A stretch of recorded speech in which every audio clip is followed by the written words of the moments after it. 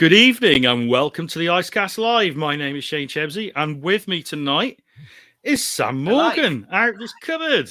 How you doing, Sam? Hello. Thank you very much, Shane. How are you? I'm very good, thank you, mate. I'm all right, which can't be said for Ollie. Unfortunately, he's very poorly tonight, which is why you've been allowed out. He's got the COVID. Yes, he has. He's not very well. I think he really wanted to come onto this show as well. He was saying to me, in the message, I think you saw it. He's like, I really wanted to be in there, but that he just hasn't got the energy. The COVID has sapped his energy by the sounds of it, which is a shame. But we will to make sure I was available. I did sneak in and I sort of wiped COVID all over his doorknobs and everything, so make sure that he wasn't available, so that I'd be let out and here to join you for this lovely chat. Sorry, Ollie. Right. Sorry. You sabotaged him. Oh, you do realise you've just said that live for the world to know, Sam? Is that legal to give someone COVID on purpose? Oh God! Do you know they probably haven't written a law for it yet, so you're probably all right. But I would imagine it's probably something you shouldn't do. So this evening on the Icecast Live, yeah, we've got two very cool guests. We have Mr. Kim Newman, writer extraordinaire, and artist extraordinaire, Mr. Paul McCaffrey. Now they're working together as part of a team on the new Kolchak, the Nightstalker graphic novel, and it's the 50th anniversary graphic novel, no less. I mean, that's pretty astounding, actually, to think that Kolchak's been around that long. He predates me. He's I've been recently rewatching. Yeah, you're a little bit older than me, aren't you? Even though you don't look it, you have to tell me your secret sometime. Yeah, I've been watching the old TV series recently, and it's just I love it. I really do. I love it. And this collection of stories looks really cool. They've got some great talent involved as well. I think Steve Niles has done a story for it, and they're doing great guns on the Kickstarter. I think tomorrow is the final day of the Kickstarter for the Kolchak graphic novel. So if you are a fan, I would get on that Kickstarter right away and bid on this. Pledge on this graphic novel, because it just looks absolutely superb. And we are going to have a little look at it. So without any further ado, Sam, if you can play the intro.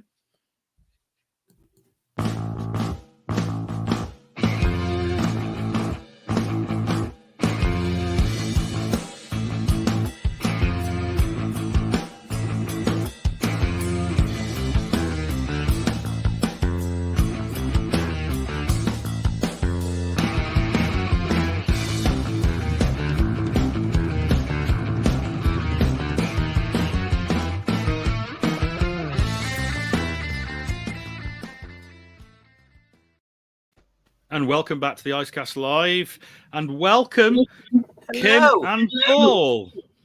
Hi. Hello, Shane. Hello, Sam. Hello. How's it?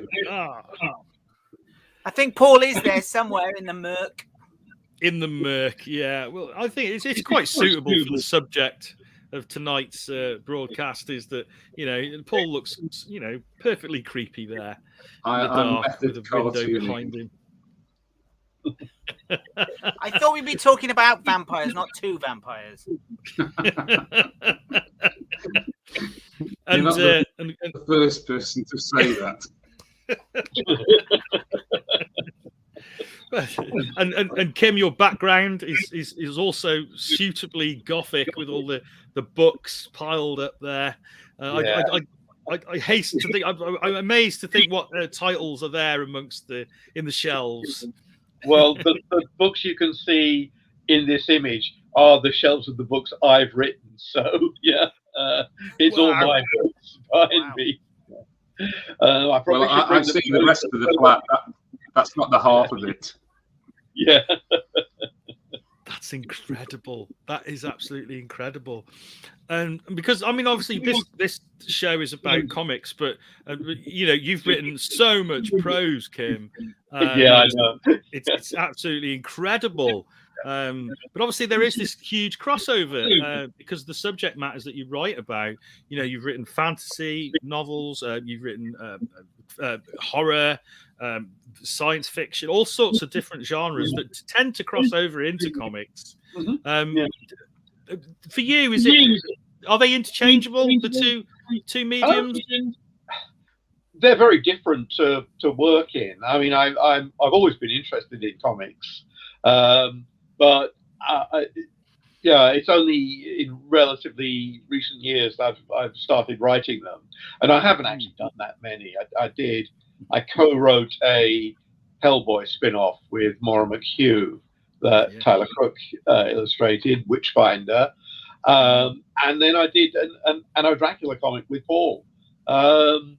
And that's about it until this Kolchak thing, which it's a little longer than a short story, but it's not as long as an issue. It's like 16 pages. But yeah, and I mean, obviously the main attraction of comics is it's fewer words, and then the artist has to spend days.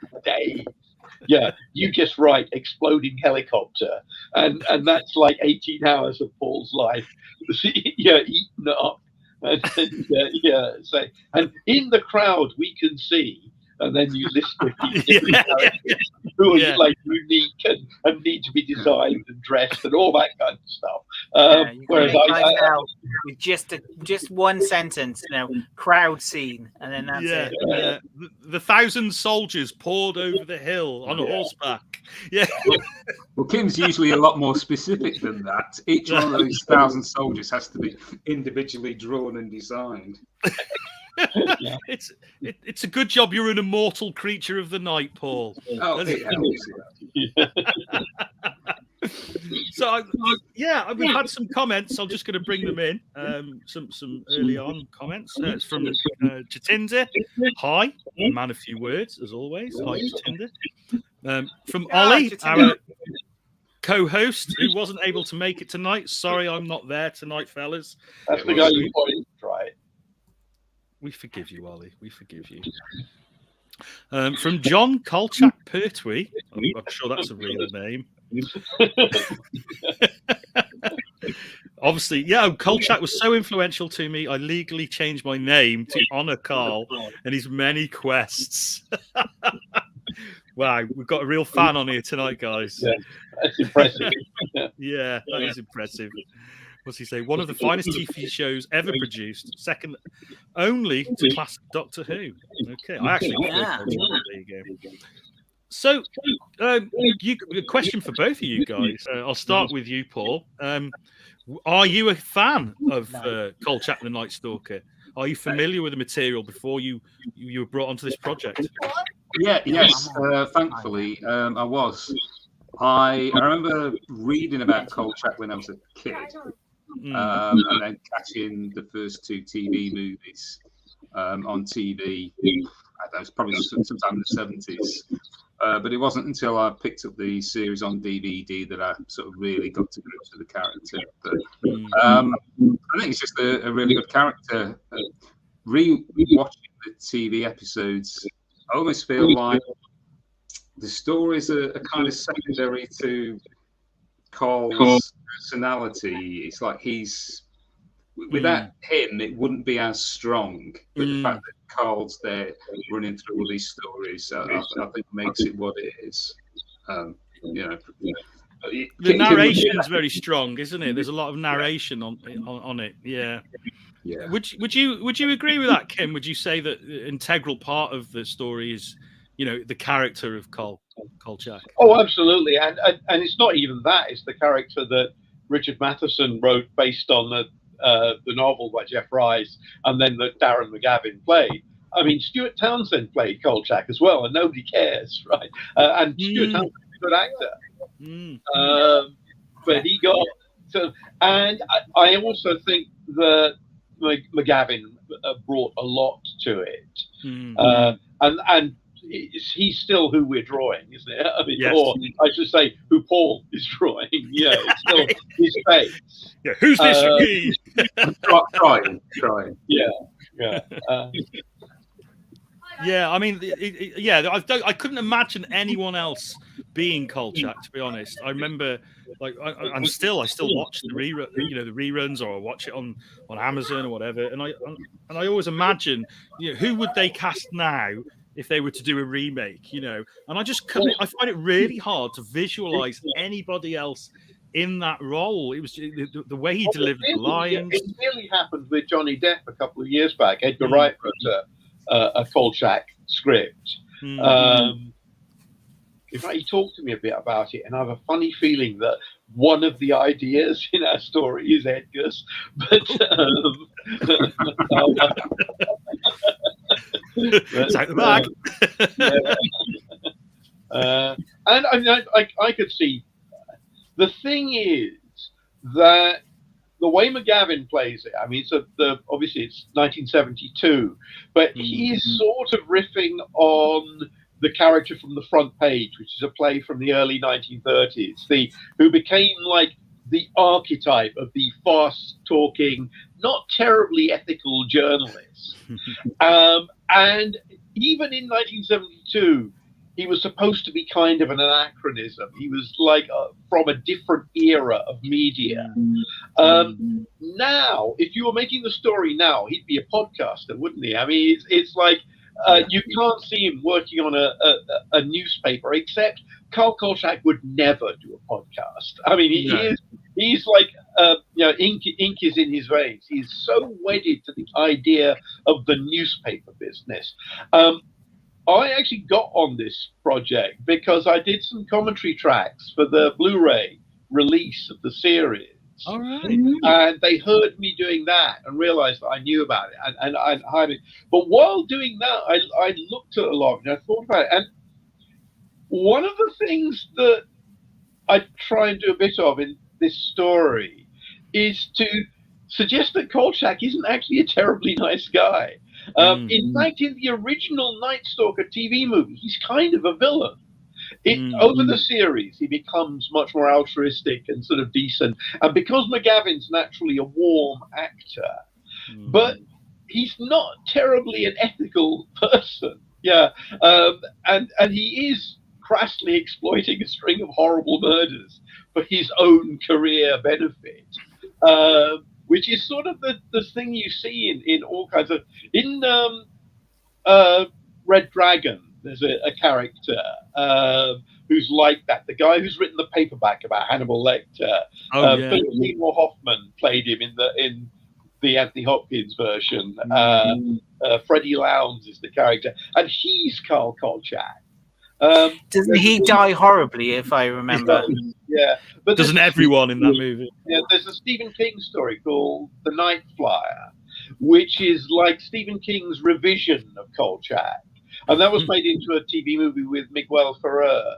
And that guy, his name's Richard Dees, who's a reporter who latches onto a story about a vampire.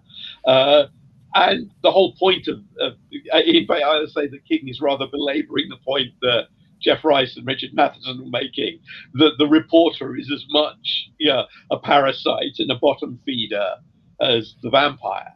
And so I wanted to go back and like address that. And also the other thing is 50 years on, you have to wonder what kind of journalist would Kolchak be in the current situation. Would he be spouting lunatic conspiracy theories about vaccinations and who won the election and all that kind of stuff?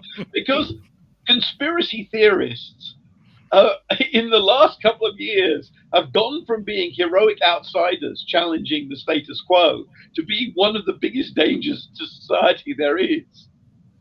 Definitely. I mean, there's been a complete turnaround there, hasn't there? Oh, Sam's got a question. I'll just let him back on.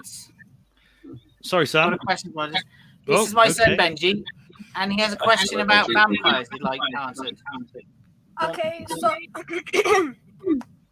I wanted to ask, where was the idea created about vampires drinking blood? It's been around a very long time. Yeah. That's all I can say. That's a difficult question to answer, I would say, wouldn't you? I mean, there are lots of theories about where it actually comes from. I mean, there are prevalent theories, aren't there? I mean, what would you say was the most prevalent theory for the origin of the vampire myth, Kim? Oh well, I mean, it goes back to like Lilith, doesn't it? Yeah, Adam's first wife in Babylonian mythology, and it's like that and it's not. I mean, drinking blood is one thing. It's more like sapping life essence, isn't it? I mean, there are vampires who don't drink blood, but just sort of drain everything out of you. Yeah. Yeah. We've all met a few of them. Yeah, I know. I mean, there's that character, What We Do in the Shadows. That's a kind of vampire. Also, I mean, there are vampires in nature. Bats are the obvious ones, but mosquitoes are vampires as well, aren't they? Yeah. So you could say it's a natural phenomenon, that's it does. Yes, it does. I have to keep cutting him off. He's just too much. I know. I shut my door. Okay. Thanks for that, Sam. Yeah, we get invaded every now and again, guys, by Benji. That's okay. He's part of the family. We've got a comment from Ollie. He's still there. He might have the energy to chat, but he's got the energy to type. Don't mention the 2000s remake. Dire, from what I remember. Plus, I am rather amazed that Paul's page 12 is still up for grabs on the Kickstarter. How long did that page take? Well, maybe that's a good time to show some of Paul's art, because it is very nice. It's lovely. Yeah. Oh, is this page 12? I don't know which. So the pages are out of order. Right. But got some. So I don't know which page this is, Paul. Yeah, that's page 13. That's the last page I've finished. It's one of those COVID parties at number 10.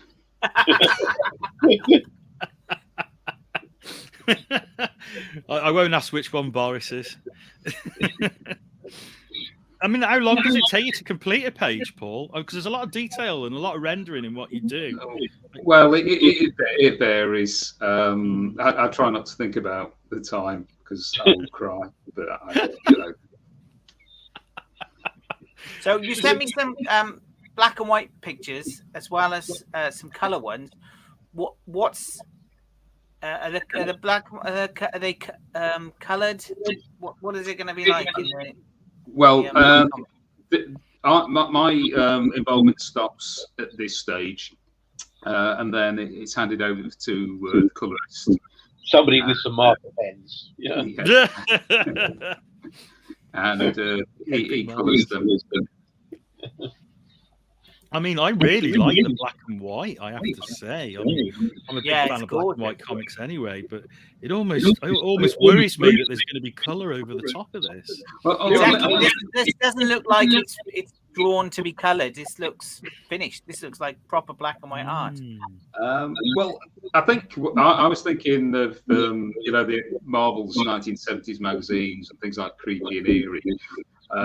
When I was painting these, but I've used the technique myself of painting stuff or drawing stuff in black and white and then colorizing them. So I do think these work really well. I think Zach's made a really good job of these. It would be nice to see a black and white edition, since they're doing so many multiples and variants and different levels. I mean, it'd be nice to have that as an option as well. Yeah, I mean, it's definitely a possibility, isn't it? I mean, like you say, there's so many other variants. Why not a black and white variant? I'd love to see that. I'd definitely be interested. I mean, going to that Kickstarter, I mean, there's a lot on there, isn't there? There's a lot of like really cool extras and add-ons, and I mean, did you guys have any involvement in those?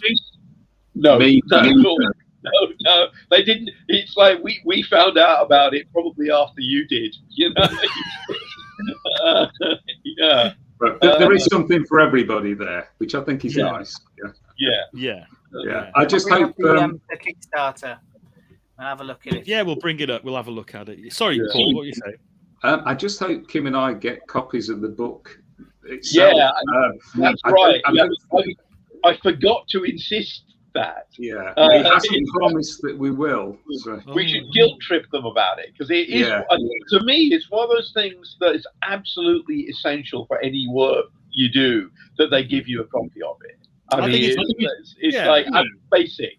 But because this is a weird Kickstarter thing, I'm not entirely sure that those rules apply. But then again, we'll just, curse them. Name through the mud. Yeah, I mean.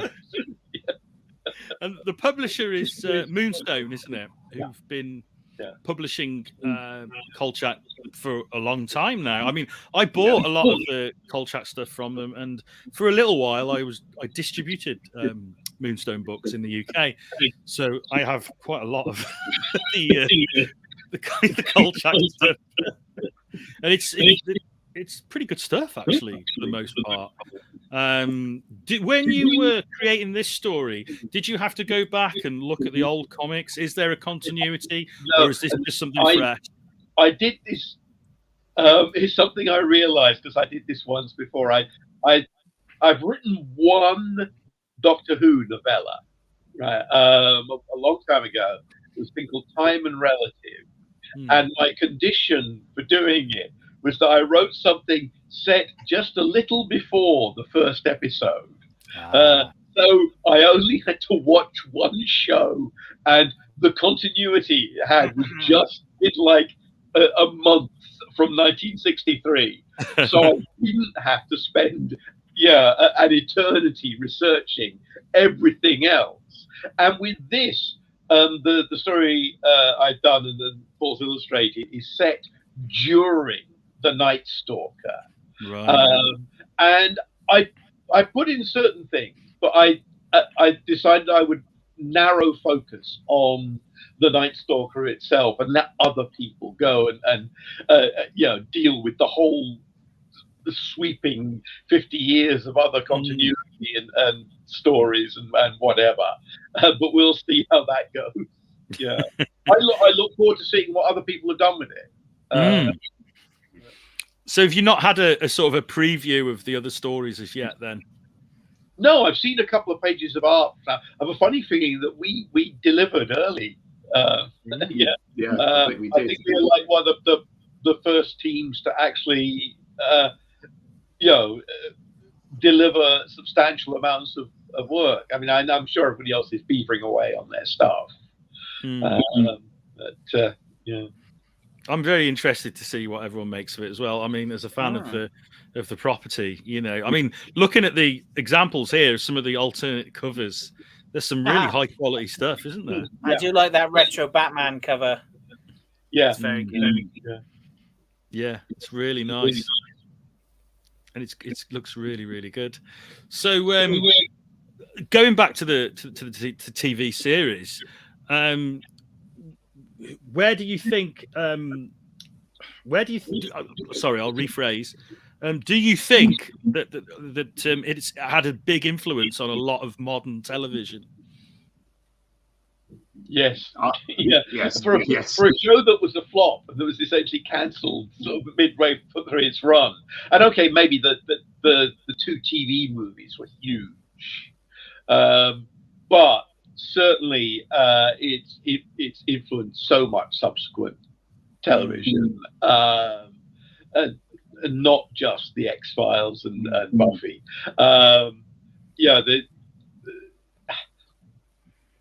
There have been various attempts in the 60s and the early 70s to do shows like this. There are a whole bunch of pilots of basically supernatural detective shows. Yeah.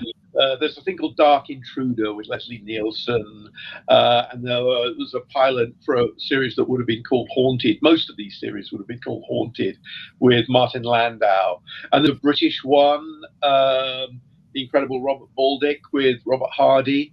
And all these things were pilots that didn't lead to series. There are a couple of TV movies with Louis Jourdan as a parapsychologist, psychiatrist, Ritual of Evil and Fear No Evil, and a bunch of other TV movies that were obviously intended to be pilots. But Kolchak was the one that did at least become briefly a series. And that seemed to have lodged in the memories. So all these years later, I mean, the irony is that it wasn't really until the X-Files that one of these shows was a hit. And the season that they did that revival of Nightstalker was the first year Supernatural was on the air. Yeah. Now, that, of course, was the hit. And Supernatural is actually, you take the Nightstalker and Route 66 and put them together, and you get Supernatural. It's sort of, absolutely basic. And that as a show worked as well. And there have been a bunch of other, parapsychology, occult detective type shows. The Omega Factor in Britain, Sea of Souls a while back. And it's now, as it were, an accepted subgenre of television. I think people do take it for granted, don't they, now, that subgenre? It's because it's become popular, and they don't realise sometimes that it took a lot of work and a lot of hit misses to get to that stage. Okay, we've had some comments. It's quite busy on the comments tonight. From James, the editor.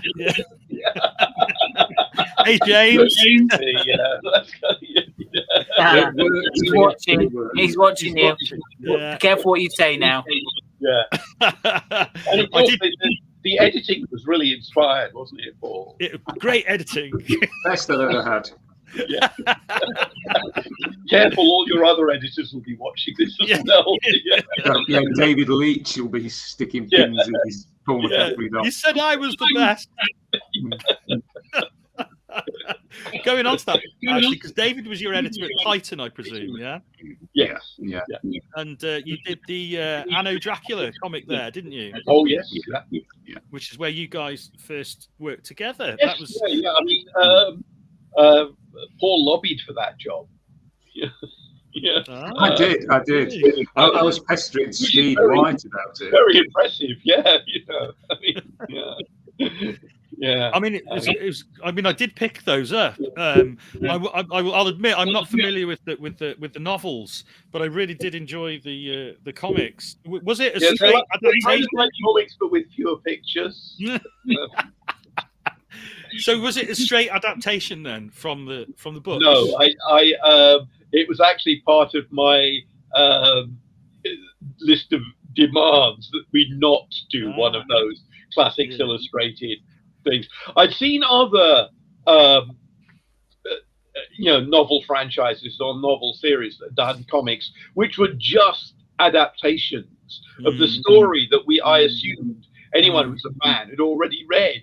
So I insisted that we do an actual story that was new but would have continuity with the novels, would tie in. So that was like first on my list of demands. Actually, it was second. First on my list of demands was that I write it. Because, again, I'd seen some other equivalent comics where that had not happened, where somebody else came in and did the adaptation. And I thought, basically, I suppose those writers are too busy to deal with it, whereas I wasn't, or I was maybe slightly more of a control freak about my world, and I wanted the hands-on thing. And there were things you could do in a comic that wouldn't have worked in the novel. And there were things in there. I mean, I wrote in some stuff that was specifically visual. The medium of comics is unique. So if you're going to do a comic, you want to use as much as that. You don't want to just do a story but with pictures. You want to use the medium. You want to utilize the medium, don't you? And for fans as well, it gives them some new material to enjoy. Yes, we hope so. Well, I really enjoyed the comics. I mean, I think I will go back and get the books because I was interested in the world that it's in. There are a whole bunch of them. A lot of catching up to do. It's the 30th anniversary of Dracula this year. So, and I've not been, I've written a lot of other stuff as well. I've not been like turning out one a year or something like, again, some series writers have done. But it is now a story that has been painted over 30 years, and it covers well over 100 years of narrative. So, wow, that's incredible. And a question I have, actually, because I noticed in your writing, you do love to draw a lot of characters from sort of other universes into your universe. Yeah, that was your version of them. Yeah, that you have a lot of fun with that. Yeah, that's part of the premise of Anno Dracula. And it's one of those things that I did in the first book, and I'm slightly stuck with all these years later. I mean, part because when I did the first book, there weren't a lot of other people doing it, and now I get the sense that maybe it's been a bit overworked and a bit overdone. I'm sort of reaching a bit in terms of where to draw people from, and they have to have a certain stature and a certain resonance. Or sometimes, you just take somebody, some pre-existing character who has no real currency outside their original work, because that gives you the freedom to do. I mean, the comic and the 2 novels that followed it are all built around this character, Christina Light, from Henry James's novel, The Princess Massima, who's a great character, but you kind of have to be a Henry James scholar to know her. And she's fun to write and interesting, but I had so much more freedom writing her than you do with like a cultural icon like Tarzan or Sherlock Holmes. Yeah, because people have their expectations of those characters, and you can often get into deep water, can't you? Yeah, nobody sort of got upset because my Christina Light wasn't theirs. Actually, I've not had much negative feedback from people who feel that I've traduced their childhoods or whatever. Like magical phrase, isn't it? You've destroyed my childhood. Yeah, because obviously with Kolchak there is a very defined character there. And there was no particular need to like reinvent him. I mean, and also we only got 16 pages, and probably because the artwork you've seen has mostly been from the first half of the story. You haven't got what we really do in this story is not dwell so much on Karl, but on Janos Skorzeny, her Nightstalker himself.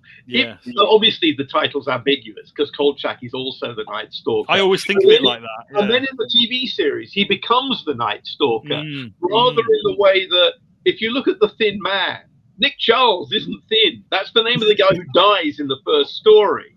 But it becomes his name as the series runs over. So in The Nightstalker, the film, and I think in the novel, although I haven't reread that for a while, Janos has no dialogue. He doesn't talk, although we are told he can talk, because somebody interviews a witness he's bought a used car from. And so there is a sense that he's holding back. What we see on the screen isn't all of Janos. So I thought it would be good to let him chat for a while. And so, most of the story is his. And that allowed us to play around with a pre-existing character and to, as I don't give away too much of the cool stuff but there are... Richard Matheson, who didn't write the novel but wrote the teleplay for The Nightstalker, sort of left a weird little dangling bit of continuity with his own work, in that he has Janos Skorzeny use the name Belasco as a pseudonym, and Belasco is the name of the villain of Legend of Hell House, the novel Hell House, film Legend of Hell House. And in that, there's a sequence where Roddy McDowall's character lists all the atrocities that have taken place in Hell House. And it's like a whole page of, black magic and Satanism, blood sacrifice. And it just mentions vampirism in the middle of it.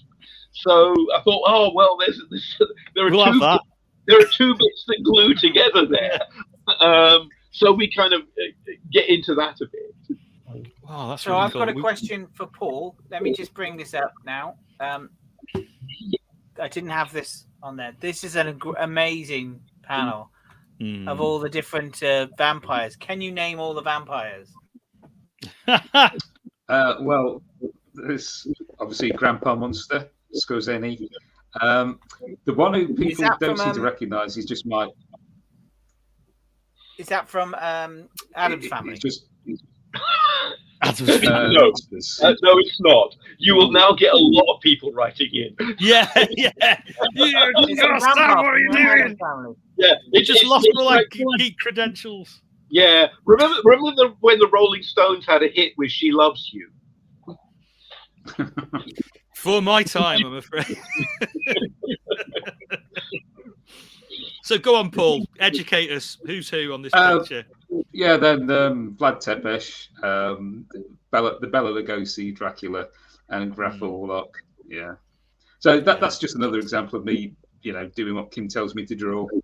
He wanted all those in, so he gets them all. It's good. They're great portraits of the characters, actually. It's a fun page to do, actually. I enjoyed that. I'm more of an Addams Family man than a Munsters fan. I am. The Addams Family are better, aren't they? But Grandpa Monster is Dracula. It's established in the show that he is Dracula. So and in the Anno Dracula series, I use Grandpa Monster in the same way that the Black Panthers use Uncle Tom. Grandpa Monster is like the assimilationist, weedy sellout vampire. It's interesting how he's aged as well. It's like because vampires aren't supposed to age, yet Grandpa Monster ages. Yeah, well, interesting. Well, maybe he was bitten when he was old. So if you're going to be a vampire, you want to do it early. You want to which do is it the early. great thing in What We Do in the Shadows. Kirsten Dunst got that right in the Jan Rice one, didn't she? Yeah, that may be a little too early, but yeah. She was very unhappy with that. She could never grow up. Yeah. Anyway, this is a great page. I love it. It is. It is. I mean, from what I've seen of the artwork, Paul, it's absolute. Have we got any more pages we can show off, Sam, while we're on the subject of the artwork? I could go back to the just to show people. While you're doing that, I'll just read out some of the comments. We've already read that one. So John has been back. John Kolchak, Pertwee. There was due to be a third series, but by the time it was mooted, McGavin had moved away and lost interest, apparently. Okay, that's interesting. He was annoyed at how it had lost its main premise. A similar show is the Norless Tapes. Yeah, with Roy Finnis. That was another TV movie pilot that didn't lead to a series. Yeah. I've got somewhere, in fact, I haven't got it because I lent it to Edgar Wright, but I've got the big book of Richard Matheson's 2 teleplays, and that includes a third Kolchak TV movie, which he co-wrote with William Nolan, one of the writers of Logan's Run, that didn't get made. Okay. And they did the series instead of this movie, which, and I can see why they didn't do the movie, because the premise turned out to be the premise that was used in the sequel to Westworld. It's robots taking over the world by impersonating powerful people. But it's set in Hawaii, so you would have got Darren McGavin in a Hawaiian shirt, which would have been kind of cool. Yeah. That would have been perfect. So these pages are lovely, Paul. Thank you. Really, really nice. Yeah, I'm glad that we were able to show a few off. We've had some more comments from your editor. I'll throw in some T-shirts too. There you go. I love the cut. Yeah. So this is the panel. This is the page coloured, and it's nice colouring actually. I like that. Yeah. There you go. Yeah. I like both versions. Yeah. Yeah. The colour is very. It's very complicit. It does enhance it. It's very sympathetic to the. That's the word I was looking for. Definitely. Absolutely. It's not too muted and it's not too garish. It's just about right. Yeah. Very good. Like that. We've got more comments from Mr. Kolchak. Norless Tapes lasted one episode. Again, it was Richard Matheson, which we've already stated.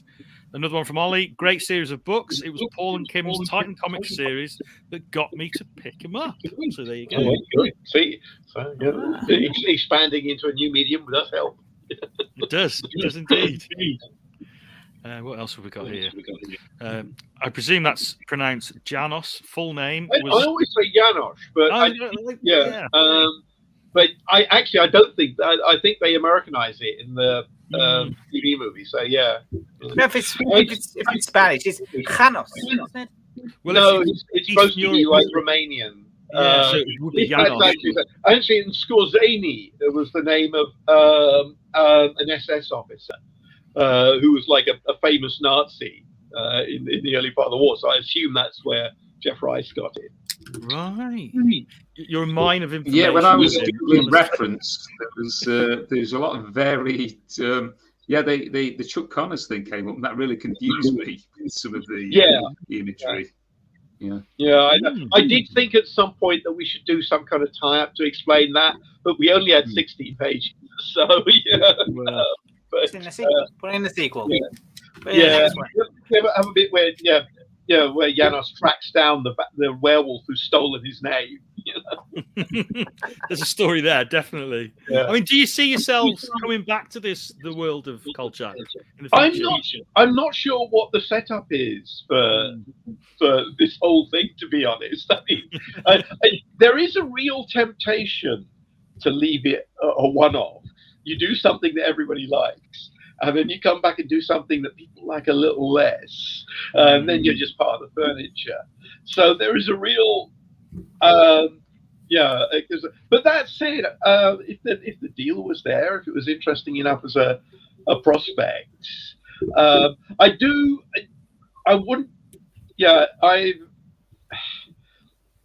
in the very limited comic work I've only done one thing, the Hellboy spin-off, that had to fit into a long, complicated, ongoing continuity.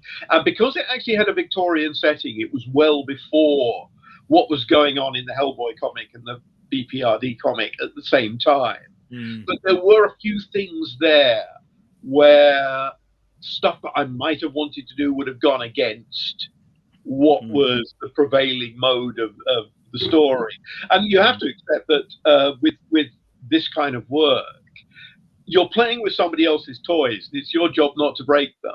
Yeah, you have to do stuff that fits within the environment. And I'm sure it's the same if you're doing Marvel or DC or license these Alien or Predator or whatever. You have to accept that comes with the territory. Whereas I own Anno Dracula. I mean, David Leitch said I was the easiest rights holder they had to deal with, and I think that is that. And Paul, you've done stuff.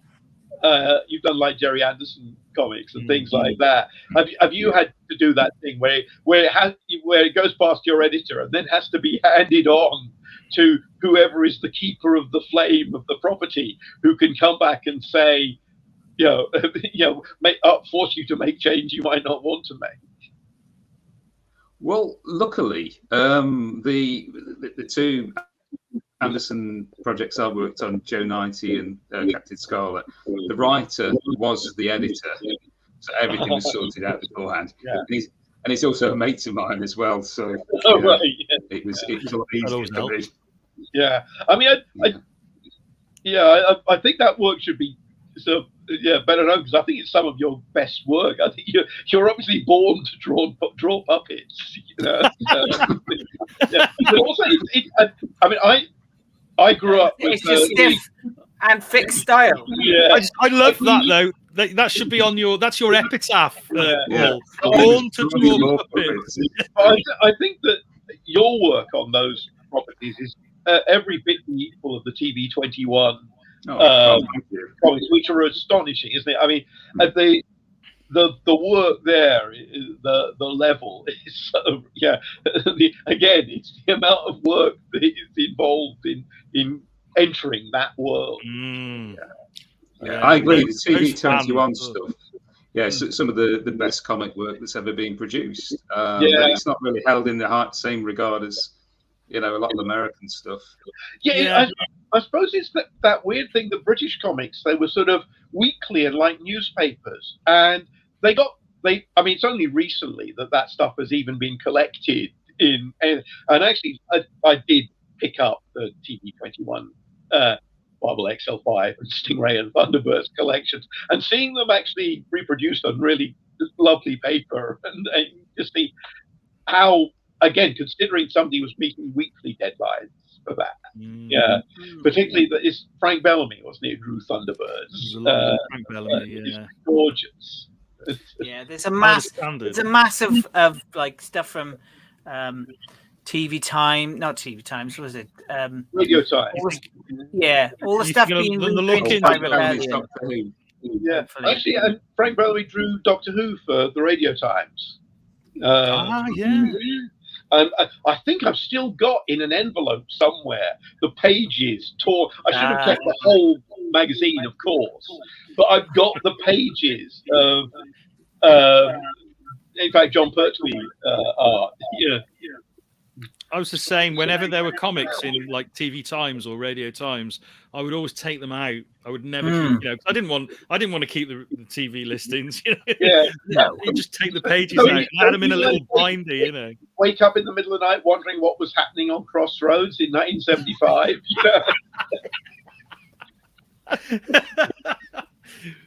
Nothing very exciting, I'm sure. I'm sure many people do, though.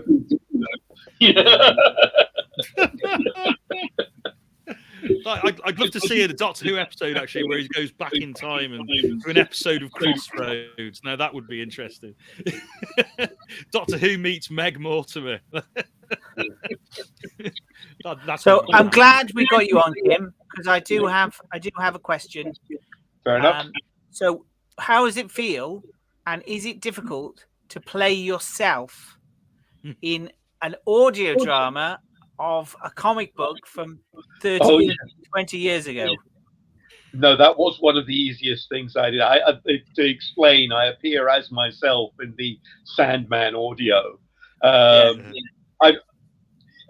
And it's one of those things. I actually have put Neil Gaiman, who's a friend of mine, in a story of mine, and as a repayment, he put me in the comic. I think I have a terrible feeling he made me sign some contract, so DC now owned by license forever. They can make action figures. They can do horrible, humiliating things to me in Zack Snyder movies.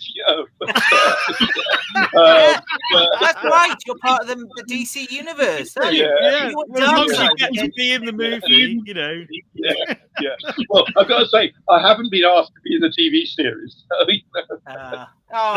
Who's going to play your character then? Who's going to play you? I don't know if they're. I don't know if they're even doing that story. To be honest, it is a little bit dodgy. That one. It's a bit. From modern sensibilities, we were talking about it before, weren't we, Sam? It's like a lot of modern readers might not sort of get that one. They might not appreciate it. It's a bit to make the main character it might be frowned upon. Because he's basically he kidnaps. But he's a rapist, and he holds he's not a nice character, and he would be the main character.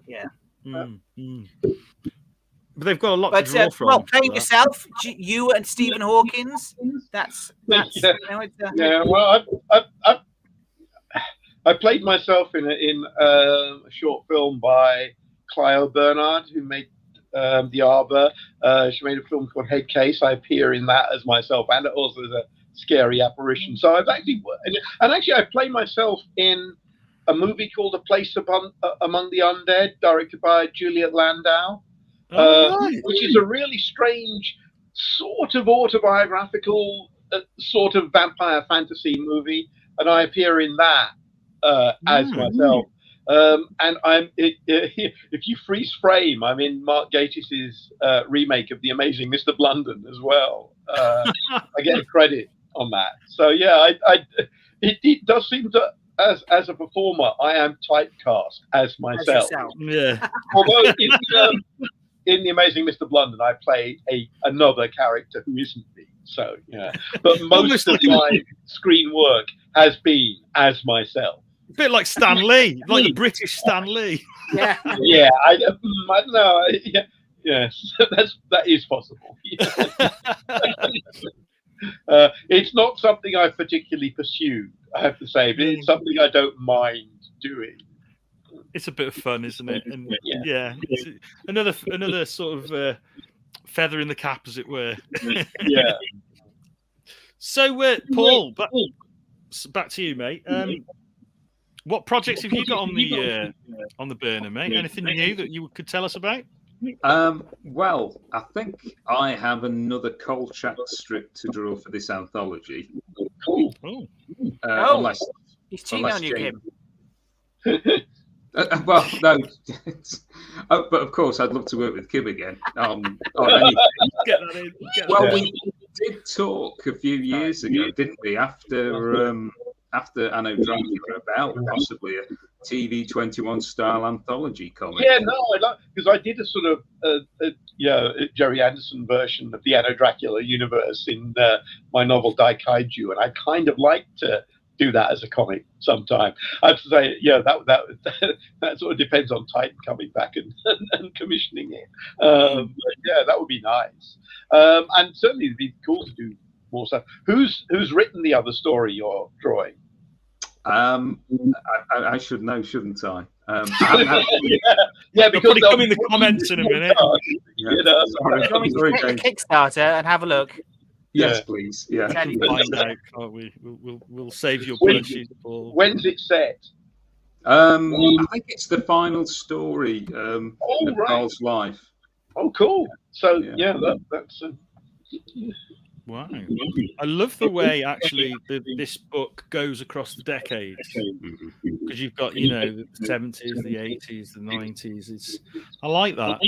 It's a real sort of good way of presenting at this point in the life of the franchise. That sort of overview.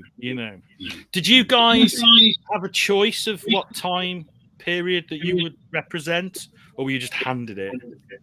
I pitched the story and they bought it, or they accepted it. I don't know if I pitched something else, they might not have liked it.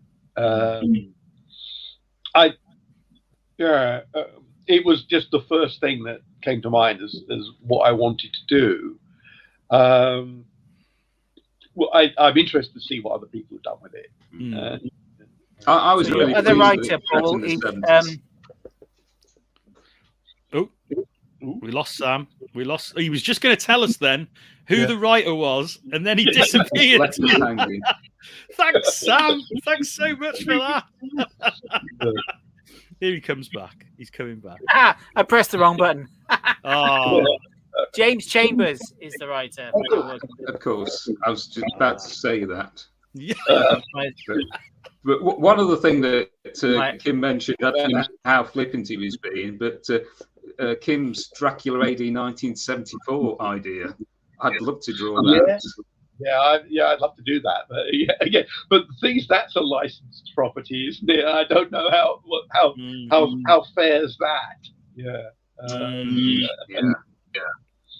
That's the thing with these properties that other people have the rights to. It's you can't always get a hold of them, can you, to do what you want? And it's tricky to sort of, if you've got an idea that is purely based on that property, that you can't sort of put somewhere else. That is the reason why I haven't spent my life pitching for these things. It's like, because what you end up is a drawer full of ideas that you can't use. Because they are. I mean, I know some people have done that thing of having like a really cool idea. I mean, there's a Douglas Adams novel which is a bounced Doctor Who story, isn't there? And I think other people have done their comic book pitches, have filed the serial numbers off and done it on their own. Change the names to protect the not so innocent. It is doable. Yeah. I guess Watchmen was that really. I mean, that was supposed to be Charlton characters, wasn't it? Yeah. And Alan Moore just used, just created different versions of those characters to tell his story. So I suppose there is always a way around it if you really want to tell that story. I always wondered, did he pitch V for Vendetta as Dr. Fives versus Big Brother? Because that's kind of what it is, isn't it? Yeah. Or the Phantom of the Opera versus 1984, and then file the serial numbers of that. Yeah. Now you've said it, that seems like really obvious, but it's never occurred to me before. But yeah, that's definitely possible. I'm sure we will never find out. Well, I think the Guy Fawkes imagery comes solely from David Lloyd. Yeah, I think so. Yeah. Yeah, I understand that David had like a lot of input on that, on the final product, which makes sense because it is unique, isn't it? V for Vendetta, it's a singular piece of work. Then I don't think it couldn't have happened without those two creators and synthesis. I think it was a great piece of work. So we lost Sam again. Where's he gone? Let's have a look. Because I wanted to have one last look at the Kickstarter before we go. Yeah, because I think it's still got a couple of hours to run, so there's still time to get in. Yes. Although the clock is really, isn't it? It's like in the middle of the night in Britain that it ends. I think it is 3 o'clock, 3 or 5 o'clock. I think it ends. Yeah. Is there a special prize for being last? The last contributor, There should be, shouldn't there? Definitely. Yeah. So it's done really well. I mean, we can pick it up without it being on the screen. It's done fantastically. I think it's gone over $100,000, hasn't it? Well, and they only wanted 10. Yeah, 10,000. Yeah. So no, I'm astonished by that, to be honest. It's absolutely amazing, and I mean, I hope that people watching this, if they haven't already pledged, will go ahead and pledge. And you can just buy it when it comes out. I wanted to ask that actually. Is it going to be on general release at comic shops? I imagine that our editor is currently typing to say when that's. But I assume so. But I say this is sort of new territory for me. So we'll see. Yeah. Well, James, if you're still there, if you're watching, if you can let us know where it's going to be available other than Kickstarter, especially for UK. I mean, a lot of our viewers here are UK, so it would be really good to know. If he doesn't comment, that means he's not watching. So you can say what you like now. Yeah. It would be nice to know where we can get it. I mean, I'm assuming you can get it through Diamond, and you can get it at your local comic shop if you order it on previews. So, I imagine that. I mean, Moonstone will at least distribute it the way they distribute their usual books, or some version of it. Yeah. I mean, that's the thing, isn't it? When you do a Kickstarter, you tend to do like a special sort of Kickstarter edition that might have extra pages and stuff like that, which is always nice. There's the version bound in human skin, Well, with the spine of weapons grade plutonium, the dual studs. I'd go for that. No wonder it's done so well. Okay, well, we're sorry. Sam, were you going to say something? No? Sorry. I thought Sam was going to say something. So we're approaching the end of the hour. So I just wanted to get this chance to say to you both, thank you so much for coming on to the show. Happy to do it. It's been really, really good to chat with you. I know that we probably could have chat for hours.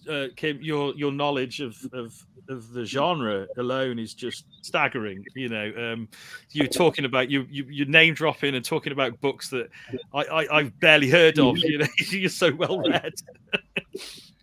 But it's given me encouragement to go out and explore new things. So thank you for that. And people who are watching this, make sure you do like this video and subscribe to our channel. You beat me to it. Join to it. We have to get in on that bit. if you do look back in our videos, you'll find a pub chat we had with Paul. Do you remember that? Yeah. Yes, That was it was a very, top very nice evening. That was. Yes. Yes. We It's not the literally first just set time. up the cameras in the pub and just had a chat. Yeah, and it you was can good fun. see in real time how more and more drunk we get. we had a good time, didn't we, Paul? It was good. Yeah, I really enjoyed that evening. Yeah. Yeah. Nothing like getting drunk at a comic convention. Okay, guys. Well, thank you ever so much. All the best with the book. All the best with all your other projects. Thank you so much for coming on the show. Thank you for having us. Thank you very much. Cheers, Paul. Cheers, Kim. Right, and I'll see you later this year, I hope. Yeah, definitely. Everybody. Yeah. Have yourselves a great evening. In real life. Yeah. In reality. Right. Yeah. Bye. Play the video, man. Bye.